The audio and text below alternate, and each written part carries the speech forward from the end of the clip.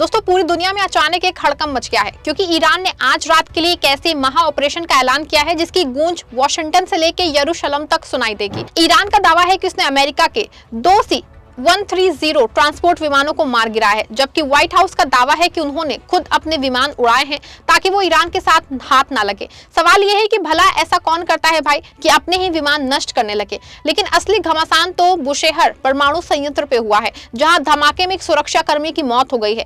क्या ट्रंप की जिद ने ईरान को परमाणु बटन दबाने पे मजबूर कर दिया है? क्या ईरान ने गुपचुप तरीके से अपना पहला परमाणु बम तैयार कर लिया है? क्योंकि जिस तरह से ईरान ने दावा किया है कि वो आज रात कुछ ऐसा करने जा रहा है जिसे दुनिया हमेशा याद रखेगी, ऐसे में सभी की निगाहें ईरान के परमाणु परीक्षण की तरफ टिक गई है।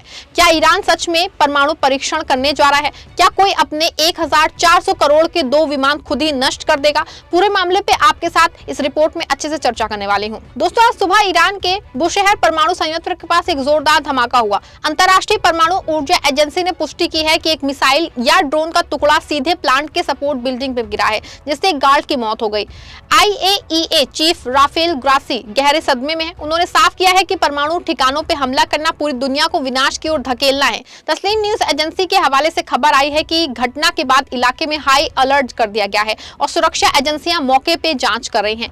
ये वही संवेदनशील परमाणु साइट है जहां लगातार हमले होने की वजह से अब ईरान बड़ा एक्शन ले सकता है। ईरानी विदेश मंत्री अब्बास अराक्ची ने दहाड़ते हुए कहा है कि ये बुशेहर का चौथा हमला है। ट्रंप साहब, आप जिस सटीक हमलों का दावा कर रहे हैं, क्या आपको अंदाजा है कि अगर एक भी बम रिएक्ट हो गया तो पूरे मिडिल ईस्ट में रेडिएशन फैल जाएगा?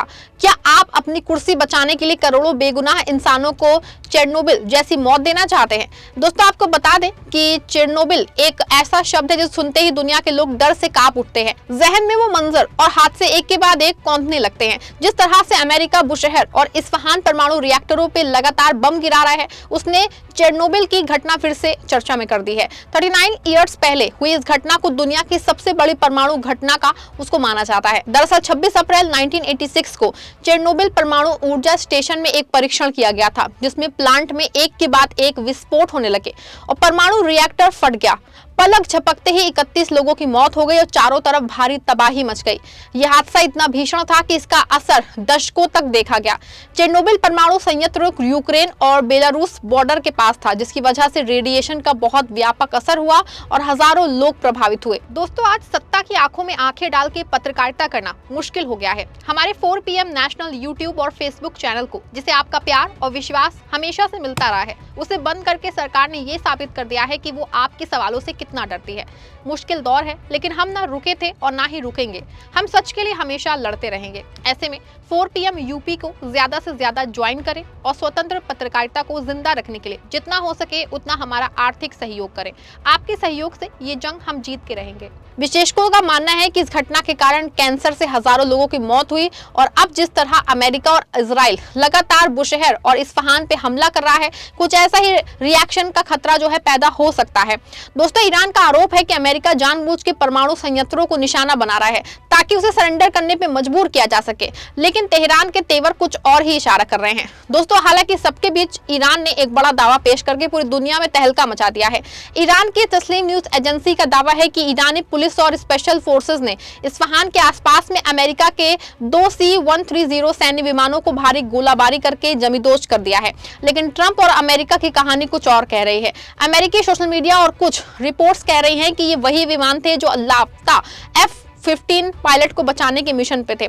अमेरिका का कहना है कि जब रेस्क्यू ऑपरेशन फेल होने लगा तो उन्होंने खुद अपने विमानों को तबाह कर दिया ताकि उनकी सीक्रेट टेक्नोलॉजी ईरान के हाथ ना लगे। लेकिन बड़ा सवाल है कि C-130 ऐसी कौन सी टेक्नोलॉजी है जिसे दुनिया नहीं जानती, और अगर वो इतना ही सुपर विमान था तो क्यों नहीं उड़ पाया? सोशल मीडिया पे दावा किया जा रहा है कि ट्रंप साहब झूठ की हदें पार कर रहे हैं। अगर आपके विमान इतने सुरक्षित थे तो उन्हें अपने हाथों से क्यों जलाना पड़ा? हकीकत है कि ईरान का एयर डिफेंस सिस्टम अब अमेरिका के लिए काल बन चुका है, चाहे आपने खुद उड़ाया हो या ईरान ने गिराया। सच तो यही है कि अमेरिका के 2 और जंगी जहाज अब कबाड़ बन चुके हैं। ईरान ने अमेरिकी पायलट के सफल रेस्क्यू के ट्रंप के दावे को सिरे से खारिज कर दिया है। ईरानी मीडिया ने दावा किया है कि रेस्क्यू ऑपरेशन फेल हो गया है और अमेरिकी विमान व हेलीकॉप्टर मार गिराए गए। ट्रंप ने कहा था कि अमेरिकी सेना ने दर्जनों हथियारबंद विमान भेज के पायलट को सुरक्षित निकाल लिया है और पायलट घायल है लेकिन खतरे से बाहर है। वहीं तस्लीम न्यूज एजेंसी ने कहा है कि इस्फहान के दक्षिणी इलाके में अमेरिकी रेस्क्यू मिशन को निशाना बनाया गया। रिपोर्ट के मुताबिक 2 ब्लैक हॉक हेलीकॉप्टर और एक C-130 ट्रांसपोर्ट विमान को मार गिराया गया है। ईरानी मीडिया ने कुछ वीडियो और तस्वीरें जारी की हैं जिसमें एक विमान का मलबा दिखाया गया है। ईरान ने आरोप लगाया है कि ट्रंप अपनी हार छिपाने के लिए रेस्क्यू सफल होने का झूठ बोल रहे हैं। हालांकि इन दावों की स्वतंत्र पुष्टि नहीं हो सकी है, लेकिन दोस्तों अमेरिकी सेना की खामोशी बहुत कुछ बयां कर रही है। ईरान का दावा है कि आज की रात ऐतिहासिक होगी और इजराइल और अमेरिका के लिए एक नजीर बनेगी। अब पूरी दुनिया में दहशत है, खासतौर से मिडिल ईस्ट के देश डरे हुए हैं कहीं उन पे बहुत बड़ा अटैक ना हो जाए। दूसरी ओर जंग विश्लेषकों का कहना है कि ये भी मुमकिन है कि ईरान ने परमाणु हथियार बना लिया हो और वो उसका परीक्षण कर दे। ये बात पूरी दुनिया जानती है कि ईरान के पास परमाणु बम बनाने की पूरी क्षमता है। ईरान के पास बड़ी मात्रा में 60% का संवर्धित यूरेनियम का भंडार है। परमाणु बम के लिए लगभग 90% संवर्धन की आवश्यकता होती है और 60 से 90% तक पहुंचना तकनीकी रूप से बहुत आसान और तेज प्रक्रिया है। ईरान के पास मिडिल ईस्ट में बैलिस्टिक मिसाइलों का सबसे बड़ा जखीरा है जो परमाणु हथियार ले जाने में सक्षम है। विशेषज्ञों का मानना है कि ईरान ने बम को छोटा और मिसाइल पे फिट करने वाली टेक्नोलॉजी पे काफी काम किया है। अब इसी बात को लेके शक गहरा गया है, कहीं ईरान ने अपने होमवर्क को अमली जामा तो नहीं पहना लिया है। यूरेनियम की वो वेपन ग्रेड तक संवर्धन करने में ईरान को अब केवल जो है कुछ दिन या फिर 1-2 हफ्ते का समय लग सकता है। हालांकि इसे मिसाइल पे तैनात करने में कुछ समय लग सकता है, लेकिन कुछ खुफिया आंकलन बताते हैं कि एक साधारण गन टाइम बम जिसे विमान से गिराया जा सके वो कुछ ही हफ्तों में तैयार हो सकता है। ऐसे में अब ईरान ने अगले 24 घंटे में जंग का सबसे बड़ा और ऐतिहासिक ऐलान किया है। तो हर किसी के दिमाग में यही घूम रहा है कि कहीं ईरान ने परमाणु बम तो तैयार नहीं कर लिया है। अगर ये सच है और परीक्षण होता है तो जंग का रुख तुरंत बदल जाएगा। कुछ कयास ये भी है कि अमेरिका के किसी बड़े मिलिट्री बेस या इजराइल के किसी शहर पे कोई अकल्पनीय हमला हो सकता है। ट्रंप साहब, आपने ईरान को उस कोने में धकेल दिया है जहां से उसके पास खोने के लिए कुछ नहीं बचा है। अगर ईरान ने परमाणु परीक्षण का ऐलान कर दिया तो आपकी अमेरिका फर्स्ट नीति का क्या होगा? दोस्तों ऐसे में साफ है कि आज की रात इतिहास की सबसे लंबी रात होने वाली है। ईरान ने अपने सुपर सरप्राइज का ऐलान कर दिया है। बुशेहर में हुई शहादत का बदला लेने के लिए तेहरान ने अपनी मिसाइलों का रुख मोड़ दिया है।